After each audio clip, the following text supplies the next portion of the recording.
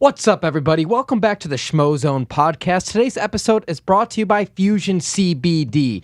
Fusion CBD Products has the best CBD products on the market. They have their CBD sports water, their sleep and recovery, their instant freeze, their intense relief rub, among many other great products. This stuff works. This stuff's great. If you're an active person, if you need help sleeping with your recovery, I highly recommend using Fusion CBD products. Love it. Use the promo code Schmo for 20% off. You will not regret it. And the other sponsor of today's podcast is Bloom On.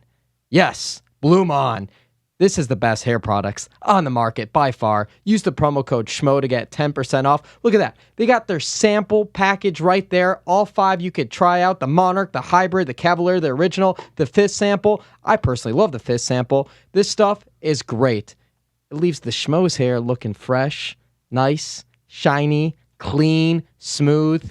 Highly recommend it. Get you some. Let's start the show. 1, 2, 3, 4.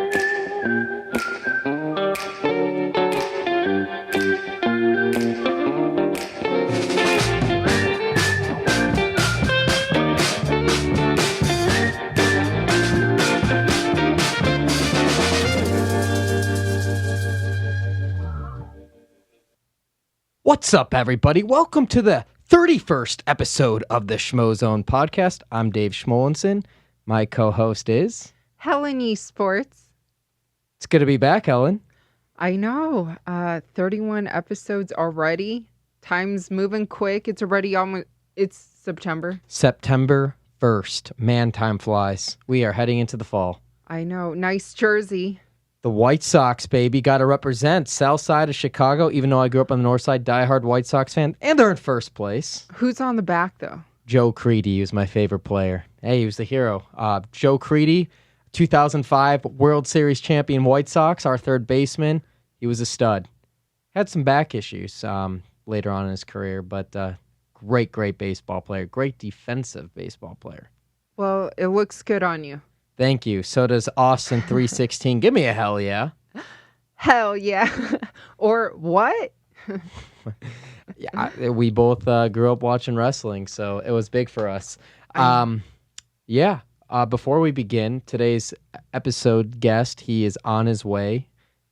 Mm-hmm. The Machine, yes. La Machina, Merab Dvalishvili. He's coming in here in the flesh, making his way, but I figured we start the show, just you and I first. I know. I need to ask him because, like you mentioned, his nickname, The Machine, and wasn't it Al who showed us Iaquinta how he was running on, Red Rock or something? Yeah, we brought it up in a former podcast with Aljamain, his other printing partner. And his freaking cardio. I'm like, oh my gosh, because, I've been swimming and I need that type of cardio. I think I've said this before, probably is the Schmo, but I think Merab's probably got the best cardio of all the fighters in the UFC, and we just brought it up too. He trains out in Long Island, Cerro Longo, so Aljamain Sterling, Iaquinta, and I think his teammate also on the Contender Series. Dennis, he's fighting today too. So without further ado, let's bring in the Machine, La Machina. I'm going to put on the Schmo glasses. And let's do this the right way, right? Let's start this off. What's up, Merab? What's up, man? How you doing? Good. These headphones are for you, my friend. Okay. And then you can talk right through there. Awesome. And I'm wasting time. Go. This is the Schmo with the pro, a man who's 12-4, the number 13th ranked UFC Bantamweight in the world, the Machine, La Machina, Merab Dvalishvili, here in studio. How we doing? I'm doing great. It's good to see you. Good to see you too. Always good to see you, man. Always good to see you. Safe flight from New York to get here in Las Vegas? Yes. Easy. Teammates fighting on Contender Series today? Yeah. Dennis Bezuki are fighting tonight, and he's gonna make big statement. If he wins, of course he's gonna win, and he goes to UFC. Yes. That's a big statement, just like you. Now talk to me for a second, man. There's no other bantamweight in the history of the UFC that has more takedowns than you in a fight. I think you have 3 fights now with 10-plus takedowns. That's more than GSP. The Schmo believes he has 2. The real question is, when are you going to catch up to Khabib? I think he's got 21 takedowns in a fight. You've got 13 so far. I think next fight I will focus on this, and I will try, But if not next fight, you know, yeah. I mean, it's gonna be easy for me because it's my style, Like mix it up, bam, bam, take him down. Rapid fire from the Schmo real quick here. I know you called out Sugar Sean O'Malley, but he lost his last fight. Do you still want to fight him next? I do want to fight with him again. I mean, he lost, but that was weird. Like that was like accident. He has an ankle damage or something, and we don't really see like what happened, what really happened. And I would like to challenge myself against him. And we both same weight class. We both like almost same ranked, and it's gonna be good matchup. Interesting because he's good striker. They call me more grappler, so we will see. We'll probably revisit that. Helen Yee Sports is all about that topic. The last question from the Schmo here is, on a scale 1 to 10, 10 being the most, how much are you going to miss Chris Weidman now that he's moving down to South Carolina? I think he moved in. Yeah, of course. But this is good for his family. But I believe he's gonna come and training. He's gonna still come for training with us. I mean, he's gonna when he has a fight, he's gonna move for training camp. He's gonna spend with us, and we will training together. But anytime, I mean, he's gonna be, of course, he moves with family. For family, it's good for both. They are good schools, more good stuff over there. But because New York goes crazy now. That's right. And it's called Longo Weidman for a reason. Ray Longo and Chris Weidman share the gym. Chris is going to get his steak. Right. Appreciate you being a good sport. Thank you. I'm going to take off the glasses. Rob, I just wanted to do that with you for a long time, man. All right, man. Thank you. It's been a long time. I even got you a pair of these things, too. Should I whatever you want, man. You're the machine. The machine can do whatever he wants. I just want to give you a pair of Schmo glasses. Yeah, this is big moment for me. Oh, looks good. I cannot change my voice, but it's okay. You don't need to. Yeah. He looks good, right, Helen? Oh, it looks great. Looks better than you wearing them. Half the time, at least, yeah. Wait, so I want to start off and say, because I feel like before your last fight, you were saying that was the last one that you were also working full time. So now, are you officially full-time fighter? Yes, I am. Yeah, congratulations. Thank you so much. Yeah, that's crazy sometimes because I wasn't busy UFC when I got the UFC contract. I was thinking that once I fight UFC, I can leave my job. But first fight, and I was sick, and unfortunately, and even I did good job. I win fight, but judges don't like. That was my split decision loss, and. Money wasn't enough, especially for me, for immigrant, who moved from Georgia, and we need the money. Money's to a lot of things, and I was working extra, I was full-time construction worker, and now it's really I'm happy with my whatever money I make from UFC, and I don't need to work anymore. How did you manage and balance both? I was working all day, from morning to 4, sometimes 4:30, and after I was coming gym and training. But I was training 1 time a day, but because of we training harder, we training good and smart. Still, I make UFC, and even now, yeah. But was that always the plan, to work full time and balance part-time fighting until your last fight, or did it come earlier or later? I mean, I when I moved here, I was thinking to couple more fights and I will go UFC, and I was thinking everything will happen easy, but nothing easy, and nothing was easy. When I moved here, I have in Georgia 10 fights, but when I moved here, when promoters check, it wasn't professional. I wasn't website. It wasn't in a short dog on Topology. My fight wasn't professional fights, and all my fight was amateurs over there. It looks like it wasn't in website official. So I have to start amateur. I did three fight amateur. Actually, beginning when I moved here, I cannot even find a good right gym. Like I was training small gym, kickboxing gym, and In New York? New York, yeah, Long Island. Because I moved to my friend and he don't knows like MMA, like he don't knows MMA, Chico gyms, and he don't know anything. I don't know anything. Also, like when I beginning like 8 years ago, and uh, um, and then they cannot even give me like MMA fights, and they only know the boxing promoters and kickboxing promoters. And I was fighting boxing. I'm a judo. My background is judo and wrestling, but I was fighting boxing. I mean, that was so crazy. Like I'm not a boxer, so. So you had to learn pretty quickly. So you moved here 8 years ago. When Right. you were 21. When you were 21. So you're looking for a gym. 22 actually. That's 22? Yeah. Helen, you got no. Sorry. Yeah, okay, it's something. Google Yeah. messed me up. Okay. So you move here, you look for that gym. Right. You know, this is 8 years ago. You already have amateur fights Yeah. over in Georgia, but because of the websites and translate, it doesn't count. So you have to go back into the amateur ranks here. Right. Were you pretty much dominating those opponents early on because you already had the amateur and then you're fighting more amateurs? Okay, that's another story also.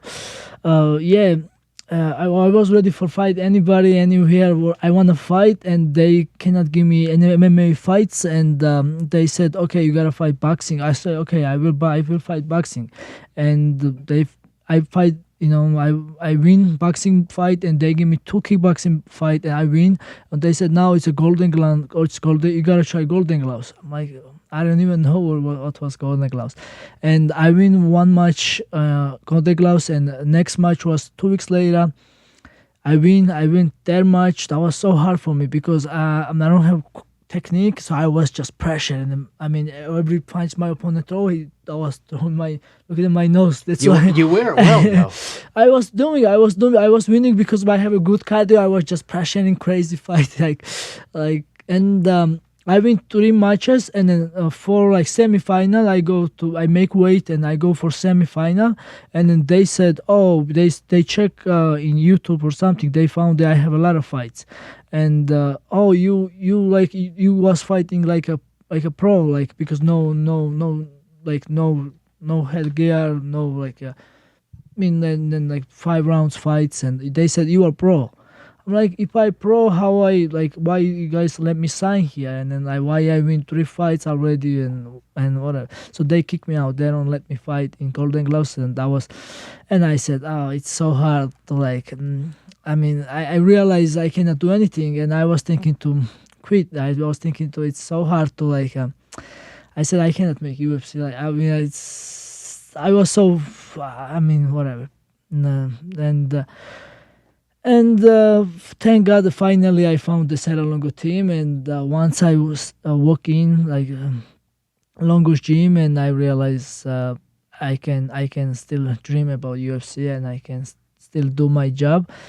And since then, I keep training, keep working, and now I make pro debut with my team, Serra Longo team, and wasn't go well because I lost my first fight. I win second, and I take short nose fight. I lose second, and I was a little broken again, but I take some time off. But that's where I realized I love this. Doesn't matter win or loss. I still love this, and then I go back and training hard, and now I'm UFC.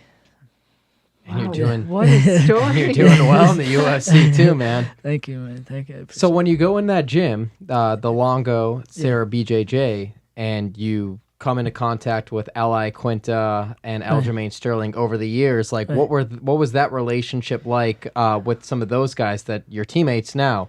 What were some of those first practices like? Yeah. The energy, I feel it. Everybody's so nice in our team. Everybody's smiling. Everybody's so they treat you like a family. Once you step in, doesn't matter where you from, who you are, and that's what I love about my team. And that time my English, well, even still now my English not good, but that time I don't speak English. I cannot even talk, but but they treat me like a family, and that's where I love, and that was big for me, and like that was my motivation to uh, keep training hard, and they support me, I support them always, and like teamwork, like like we was training together, make better to each other, and now teamwork, and so that was big things and big good things, like with training with Al, and like all good stuff, only good stuff. We was training together and make to each other better, and that was it. What about the impact that your teammate, who's also in the bantamweight division, fighting for the title next, Aljamain, what impact has he had on your career so far?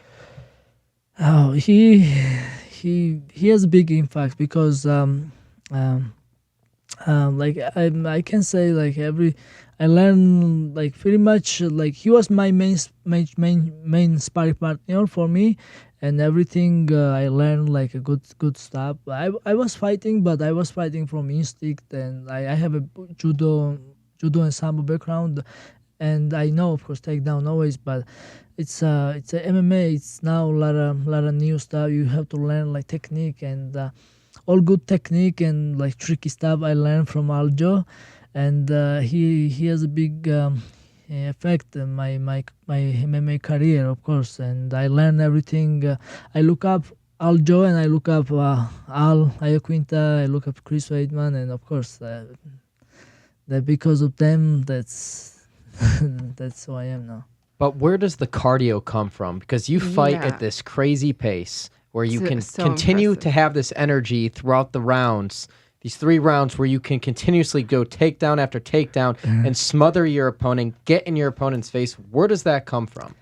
Yeah, I mean training with hard training with Aljo, actually, because I mean a lot of people don't realize Aljo, he good striker, great grappler, and when you're sparring with him, you have to like you gotta do everything for like to catch up with him, and like sparring with him, and also I make sure that I push my cardio always. I was running hills in my country. One time moved here, I always try to run and do matches, lot of match, like jiu-jitsu, wrestling. I always push my cardio. I mean, here in Vegas, we have the mountains. I know what you did at Red Rock. I saw the videos a few weeks back. We saw that. You don't have the mountains in New York. You might have No. some hills, but they're nothing like these No. mountains in this dry heat. No, man, like in Vegas, like when I saw all these beautiful like rocks and like this, my memory was back. Like I have a memory from Georgia, like mounts and like this, and I chasing like like I was so happy. I was like running like a kid, and I was just go run. Yeah, unfortunately in New York we don't have any mounts or something like that. We have only like maybe 35 feet, like little hills, and then we like Ray Longo, like we training us to we do like 5 minutes up and down, up and down, up and down, and some shadow boxing technique, and like we do like three 5 minute rounds, like up and down, like running like crazy. So that's all we have. Then that's where we training. I was like, that's a great idea, because that's what I want to ask him. Your cardio is like, I'm like, I need it for swimming. So It's admirable. Yeah. And then the one thing, though, too, what I've always liked about you and what you just kind of hit it home, too, it's like you are, whether you believe it or not or see it or not, you are a definition of the American dream. You come to this country, Yeah. you don't have much, you work your tail off, you experience your ups and downs, and it just, if you work hard enough and if you're confident enough in your abilities and you seek through even the dark days, you will come out on top and you will achieve what you want to achieve. And here you are the number 13th ranked UFC Bantamweight in the world. The best MMA promotion in the world. You are a top 15 fighter on your way towards gold. Your teammate is fighting for gold next. I mean, hasn't still been announced yet, but Yeah, it's 100%. been announced, That's amazing. Exactly, man. This is like exactly how you say. This is really this is dream come true, and this is I mean, I appreciate this country. I was when I moved here, I like yeah, I was coming. I left my country, and when I moved here, I don't have nothing. I don't even speak English, but I was working hard. I realized I have to work hard, and even like that was like I was like even mentally I was dreamed for UFC and to become professional fighter, but first the beginning, like I said, I cannot even fight MMA. I cannot even found the promotion. I cannot even, no one can help me to give me MMA fights, and I was thinking to quit that. Done. I said I cannot do it. Like if no fights and no, I wasn't training, no training partners. I was hitting bags only, and by hitting bags, like you cannot, and whatever. So, but and then and after this, even my professional, when I make pro debut, I lost, and I was heartbroken. Also, like and but I never.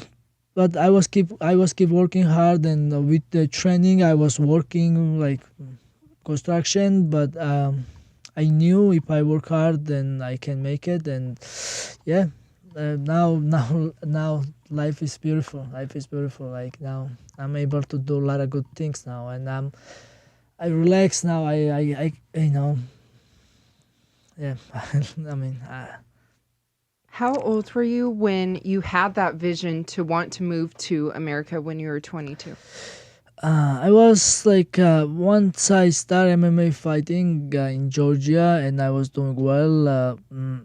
And of course, I was watching UFC, and goal was always UFC. And I was thinking I was 10-0 UFC. No, I'm sorry, I was 10-0 in Georgia, and but uh, and that time I was just go, and usually I was finish guys first round, because if guy was like wrestler, I was trying to stand up I was fighting like a street, like a crazy instinct fight, and I was able to finish.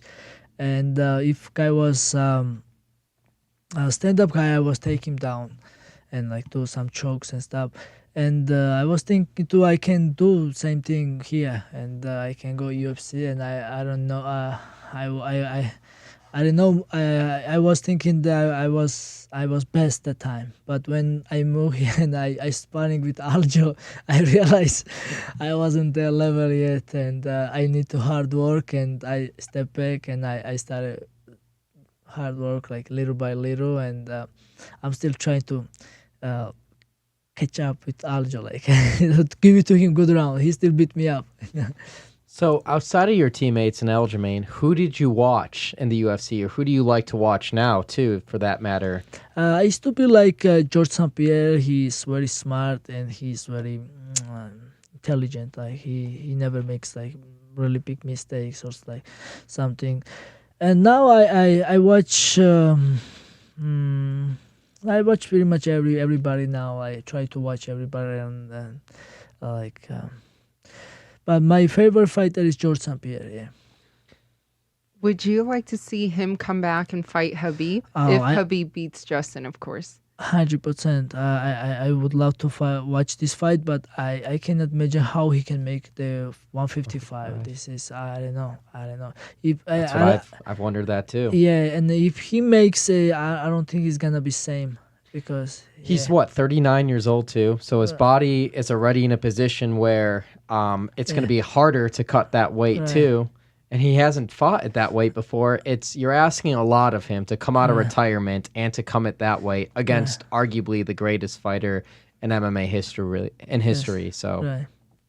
Yeah, I hope maybe they should make some catch weight, maybe 165 or something. I That proposed sounds that from the familiar. get-go, 165, and now you have Anthony Smith saying 205, and 185 is too big of a gap. There's no 195 pound or anything in between. Or his situation was tough. He's too big for middleweight, Right. and he might be too small for light heavyweight. Yeah, I understand. But then now, especially like the little guys, they should make 165. I like. There's just so many fighters in the 155 and 170 weight class. Right. You could have it. You could do something great, and then make 170, 175. Make it increments of 10. Yeah, why not? That would be good, But Yeah. yeah, I mean, hopefully, I mean, I even now Habib has hard will have a hard fight. It's not gonna be easy. I'm sure he's gonna.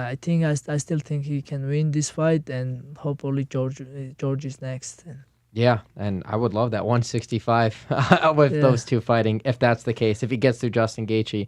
But right. let's talk about the matchup of your teammate, Aljamain Sterling, against Petr Yan. What are you going to do? What's the secret sauce? You're not giving away the X's and O's here, but what do you think Aljamain, as it stands now, has enough in the tank to beat Petr and become the Bantamweight champion? 100% easy, man. I mean, Peter Yan is 100%. He's talented, he's strong, but Aljamain is another level, man. And especially now, how he's training, how he looks things, and he has the best grappling and best MMA technique. And You're not just saying that because he's letting you stay at his house right now. yeah, no, I'm just no, messing with you. no, yeah, I know, but no, definitely not.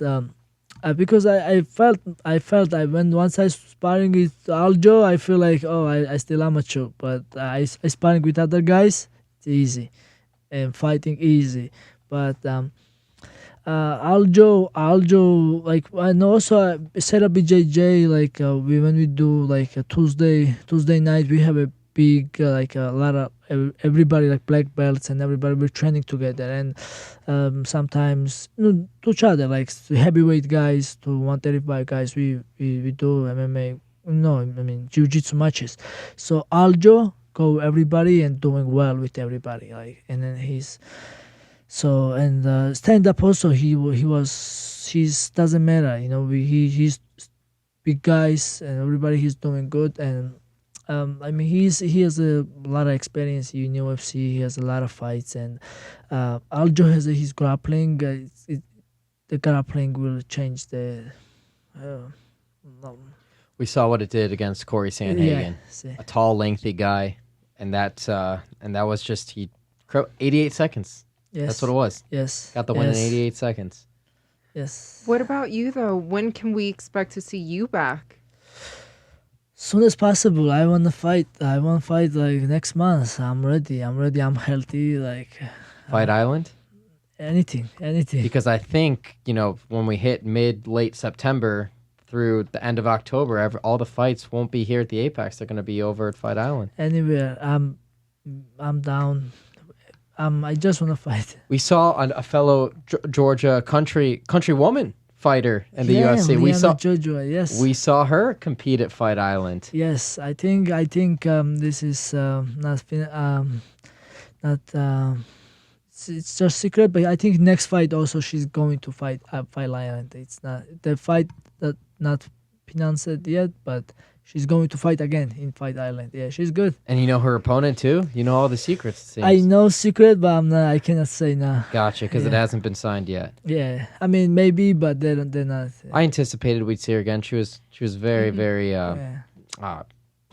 amazing during that last fight. Right, great performance. Yeah, yes. Can strike, which is huge Yeah. too. But also though, I mean, and the last thing I'd say about Aljamain too, your teammate, you guys are both in the same weight division, right? And he's going for gold. I know you have ambitions for gold at some point too. Whatever happens if it gets to that point, I know we're talking way down the line here, but what happens if we get in that position, Merab? I will change weight class. We're not fighting. Definitely, we're never gonna fight. Actually doesn't make sense because he still beat me anyways. So Humble. So I will go down To 125? 125. Yes. What do you think about Cody Garbrandt going down to fight Davison? This is good for him. He's going down, but it's gonna be hard. It's not gonna be easy. This guy is really strong. Whatever we see everybody saw last two fight, or even like he's animal. So I wish him best of luck, but it's gonna be tough match. I know you told Schmo in the beginning, you guys talked about the Sean O'Malley stuff. So Yeah. for you, though, who would you want to fight next if you could choose? Still, Sean O'Malley. I still love to fight with him. Like I still think he's the best striker, and he's really strong. And I love to fight strong guys and the good. I mean, um, and but if not, anybody UFC give me, I'm ready. No problem. I think now my opponent should be 100% the ranked, and I would love to fight anybody. I respect all of them ranked guys, or even the UFC, my weight class. But whoever UFC give me, I'm ready. I'm ready.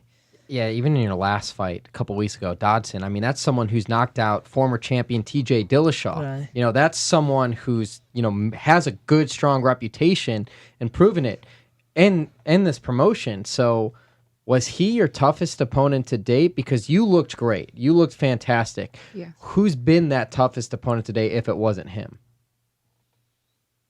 I'm sorry, I don't understand your question. It's okay. Who's the hardest fighter that you fought so far inside the cage? Actually, I mean that song was really like I was thinking it's really hard. Like a lot of people also told me like oh, this is like annoying fighter because he's southpaw, he's running too much. That was, but I did smart and that was easy. Toughest opponent. It's everybody. Like now, no one is easy. But I believe myself, and I'm training hard, and I'm ready for everybody. No problem. What did you think about Frankie Edgar's bantamweight debut? Yeah, I'm like hands up. Hands up. I don't know. He's big respect. This man, big respect because like this age, whatever he's done in UFC already, he has a lot of records and most time spent in UFC. I mean, he's amazing fighter, and whatever performance we see, that was big. And I don't know. I'm sure now he has a lot of injuries. I mean, I think his legs. I think he still needs a time to come back. But I mean, we'll see. I don't know. So are you getting into real estate too, like Aljamain and Al too? You selling houses? No, Not yet. No, it's actually not easy. I'm trying. Like I said, I'm trying to buy house now, and then me and Al, we've been going to like look houses. And Here in Vegas? No, In New York. New York. Now I just want to buy a house, New York, and I'm thinking to, like future. I'm thinking to like maybe buy a house, but definitely to some time spend here and training here because we have Apex, UFC Performance Institute, and like good guys like you, and like a lot of good stuff here, and it's a happy place here, and I definitely want to spend some time here training here. Yeah, good vibes maybe here in Las picture Vegas. I will buy house, but for now I want to buy house New York, but the real estate, to be real estate agent, it's hard because like we've been already maybe see 10 15 house, but I don't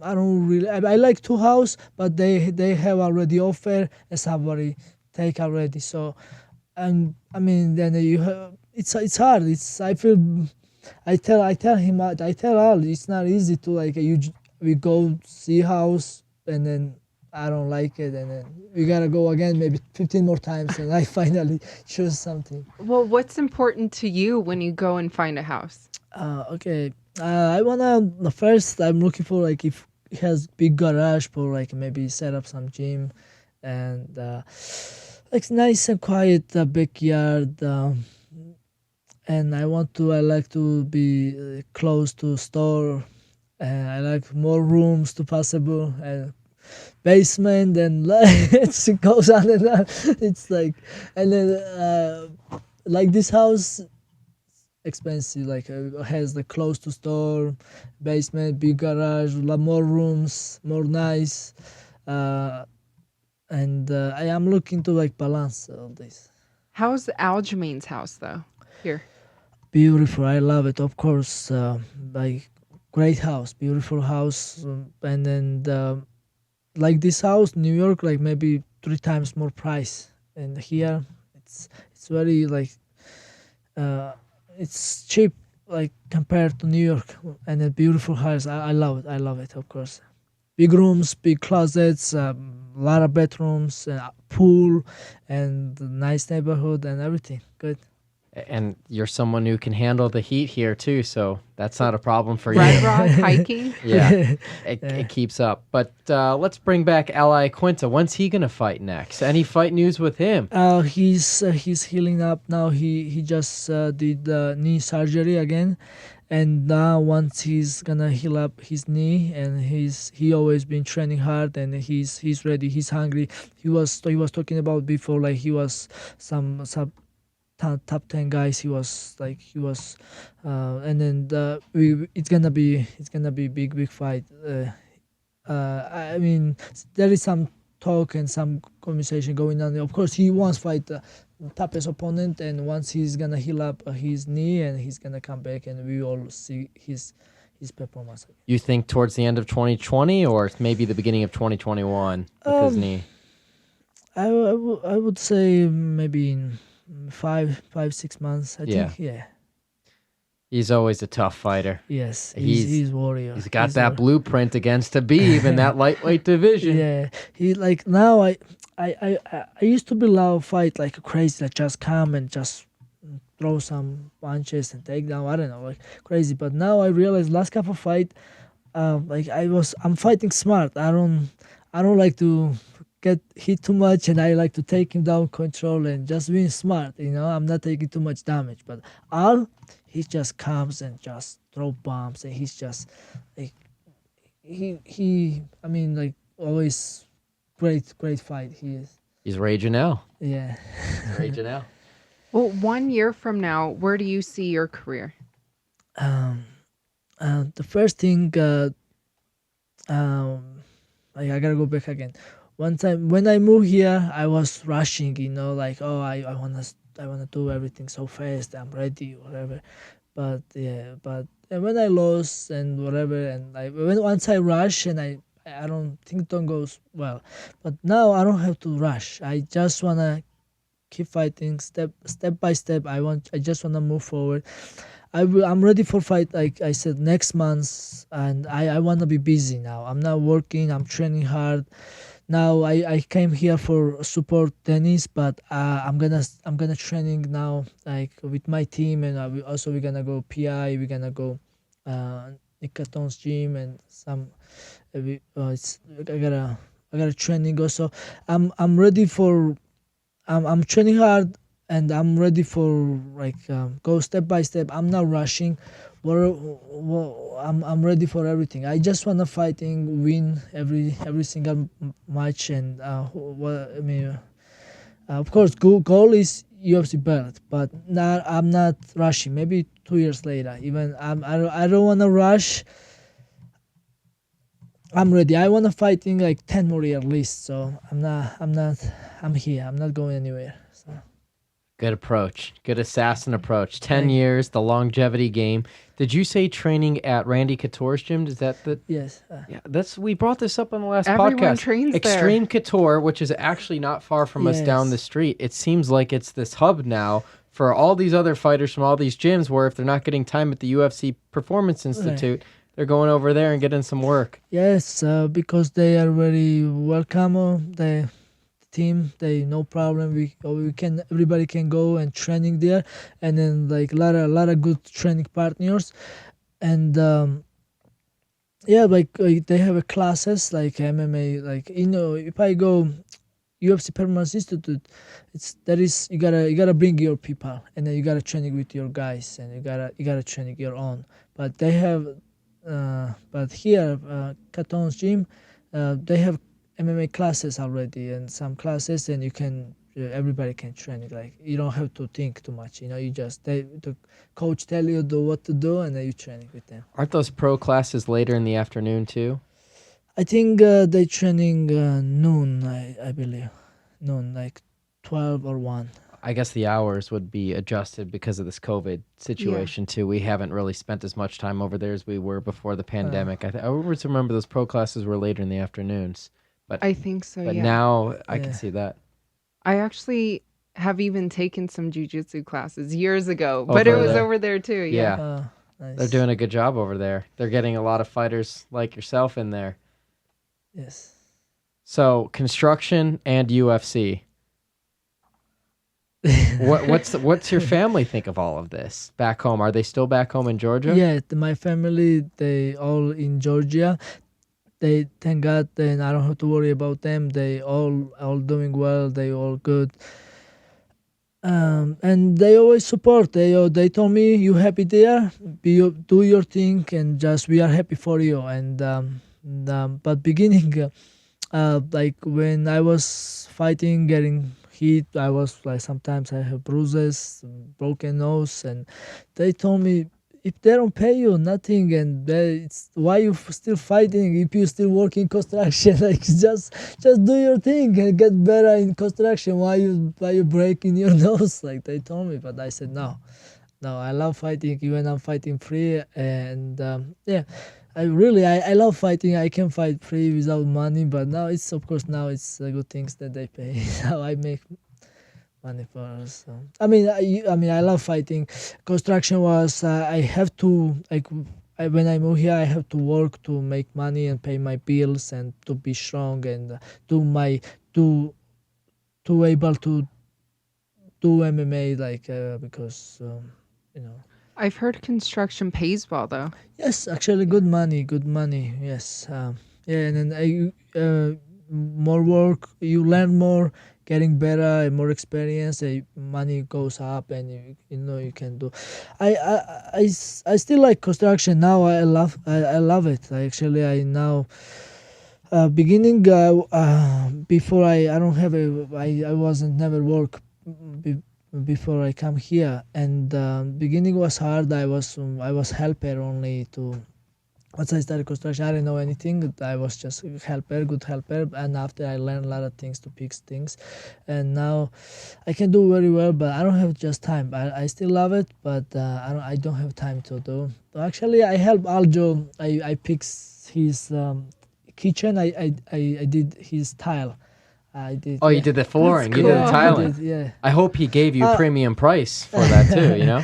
No, that was friendship. Actually, I usually I was doing framing, doors, roofing, everything, pretty much a foundation, everything. But I can do tile too. But tile is I think worst. I don't like tile. So actually, my first job when I was 15 years old, I was working for a cousin's family friend, cousin's. Hispanic guy. I was painting houses. I was fixing screens. I was going out on the roofs and stuff like that, ceiling tiles. Yeah, I was doing all that stuff. That was my first job. I'll never forget the time, though. It was a hot summer in Illinois. I grew up 25 miles out of the city of Chicago, and I went into a hornet's nest, and I got stung all over my face, swole up like a balloon. And I still went out the next day and finished the job because I was getting paid in cash. Yeah, that's good money. Sometimes you get paid cash. It's yeah, good money, man. right? It's now it's hard to say no. Yeah, when I know that I go and I make $200 a day now, because cash, it's good money.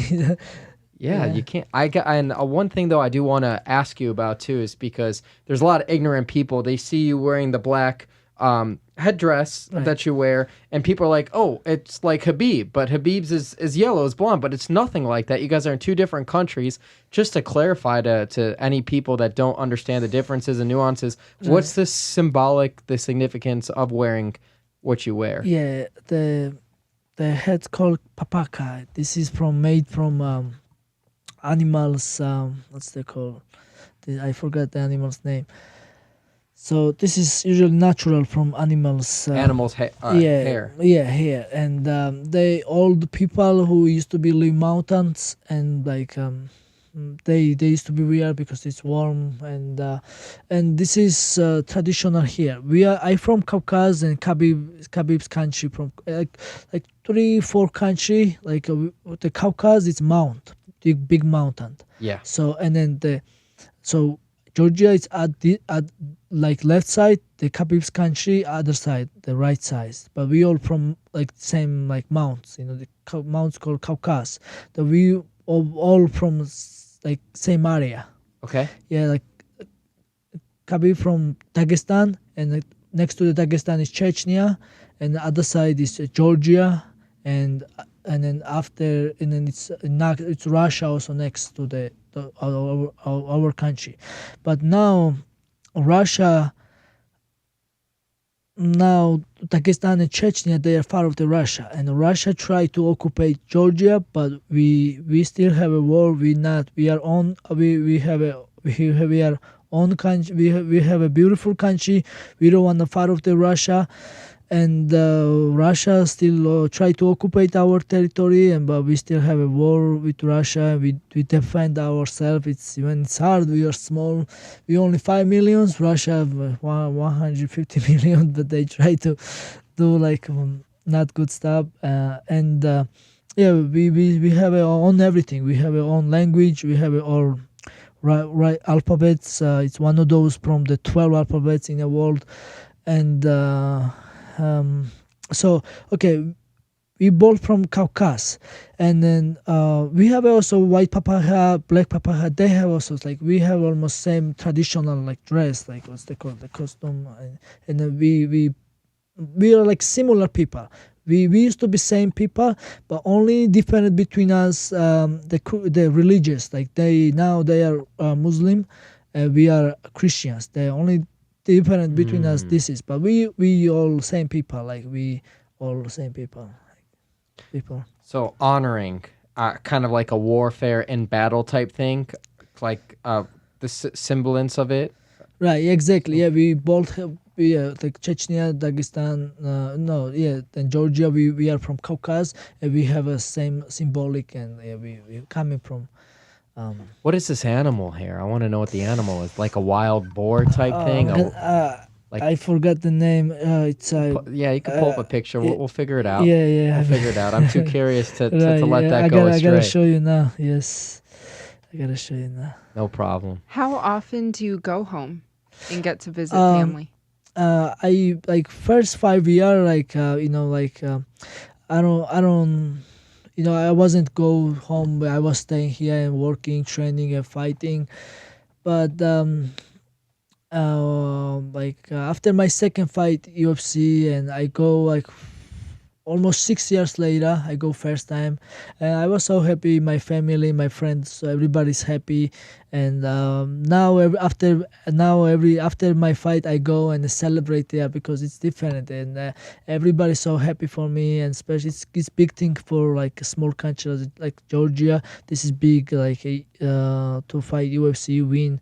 They so happy. They every time I go, they waiting for me airport, and like the TV and the national TV and everybody, and everybody happy for me, and everybody recognize me street. It's good. And after every fight I go, but now I don't go this time because I think it's only one country still. They have a quarantine 2 weeks. 2 weeks. I have quarantine.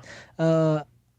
Because I'm still Georgian citizen, and for Georgian citizens, we have to quarantine 2 weeks. Like if you're American or any other country, you just go straight, no problem. I don't know what's the rules. It's all government. I don't know, like politics, but I don't know, like it's crazy. It's crazy. Yeah. It's crazy. There's a lot of that, but that's why I wanted to bring up the whole American dream thing, because what you're all about, that is the American dream. That is the definition. It's inspiring. It is. It's just putting your head down and working hard and just reaping the benefits of what opportunity can bring you if you're prepared and you want it. And work hard. Yes. Yes. Did we find out what the animal is?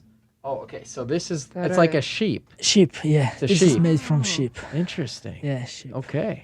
Sheep. And then sheep is white, and then the sheep is black too. But black and dark. Yeah. Yep. And then Black sheep. Black sheep this is from black. Yeah, whatever I wear is black sheep. Yeah, but this is the animal. This is warm. That's why they was, this is natural. They just whatever when they eat, they kill, they eat, and then from the skin they make head. That's it. Simple. That's cool. We'll have to rock it the next time you come out. We'll do a piece. The next Schmo in the Pro, what we do, I'll have to wear it. You'll have to wear it. Yeah. It'll be a great How piece. about the next Schmo in the Pro? You guys go to Red Rock and run. Oh my gosh, this guy. You should make him do it. Let's go. If you, We could. I could try. I could do my best to hang that out would with be you. that would be great. I'm gonna need a lot of CBD rub with my joints from now on to survive that. But that's no, that's really cool. And you're here for the week, and we appreciate Yes. it. Dennis's fights tonight. I mean, this is huge. Yes, He's that yes. MMA contract. I can't wait, man. It's gonna be big because I'm sure he's gonna do very good, and I'm sure he's gonna finish our opponent. And because he's hungry, he was training hard. He done all hard work, and then once he's gonna win this fight, and he's gonna sign UFC. Everybody knows about this already. So, and I can't wait. One more Serra Longo. Awesome. Well, UFC. what's any final message you want? Address the camera number 3. Tell all the machine fams, the Merab Dvalishvili fans out there worldwide. What's your message for them? Sign off of the Schmozone podcast. I'm training hard. I'm training every day hard, and I'm training also smart. And I just wanna fight, and I just wanna show my friends, my teammates, and my fans a good fight. And I can't wait to step in the cage next time and show them great fight and make them enjoy. That's it. Any final thoughts, Ellen? Well, like you said, thank you so much for coming on the Schmozone podcast. We appreciate it. We can't wait to watch you back in the octagon, hopefully soon. Thank you so much. Thank you for having me, guys. I Appreciate it. Long overdue. The machine. Thank you so much. Yeah, it's got a Schmo glasses. This is The Schmo Sheen. the Schmo I sheen. look like a Schmo, or I look like a Rambo. The Schmambo. The Schmambo. Schmambo. Hey, that's another nickname. All right, let's go. This is episode 31 of the Schmozone podcast. We're out.